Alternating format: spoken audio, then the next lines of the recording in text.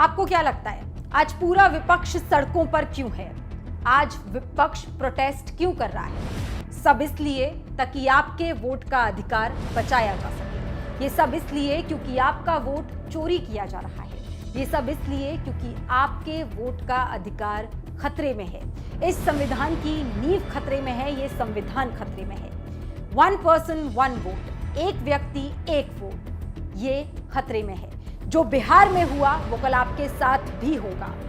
इसीलिए आपको आज विपक्ष का साथ देना होगा, क्योंकि अगर आज आपने विपक्ष का साथ नहीं दिया तो बहुत देर हो जाएगी। जैसे बिहार में तमाम लोगों के वोट काटे गए हैं, वैसे ही कल आपका वोट काटा जाएगा।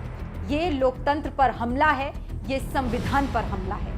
इसीलिए आज आपको विपक्ष का साथ देना होगा, क्योंकि ये लड़ाई अब राजनीतिक नहीं रही। ये लड़ाई अब आपके अधिकार की लड़ाई है और राजनीति से कहीं ऊपर है। और ये जो लड़ाई है ये राजनीतिक नहीं है, ये कॉन्स्टिट्यूशन की लड़ाई है।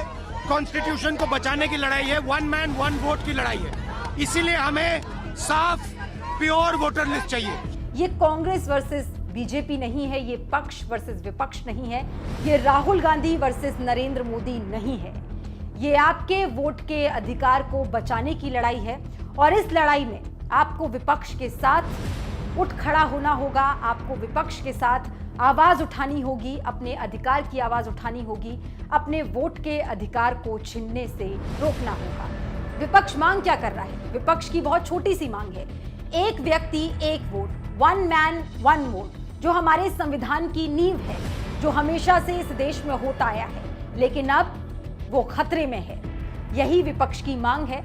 विपक्ष इलेक्ट्रॉनिक डेटा की मांग कर रहा है ताकि उसका सार्वजनिक रूप से ऑडिट हो सके, उसको मशीन में स्कैन किया जा सके, लेकिन इलेक्शन कमीशन ये मानने के लिए तैयार नहीं है। विपक्ष एक साफ सुथरी मतदाता सूची यानी वोटर लिस्ट की मांग कर रहा है। एक साफ सुथरी वोटर लिस्ट जिसमें कोई डुप्लीकेट नेम ना हो, कोई फर्जी पता ना हो, जिस वोटर लिस्ट के साथ कोई मैनिपुलेशन ना किया गया हो। विपक्ष की ये मांग मानने के लिए सरकार तैयार नहीं है, इलेक्शन कमीशन तैयार नहीं है। विपक्ष को रोका जा रहा है, लेकिन अब ये लड़ाई राजनीतिक नहीं है, ये आपके अधिकार की लड़ाई है और इस लड़ाई में आपको विपक्ष का साथ देना होगा। अब आपके वोट के ऊपर सीधा सीधा हमला हो रहा है और अगर आज नहीं जागे तो कल बहुत देर हो जाएगी।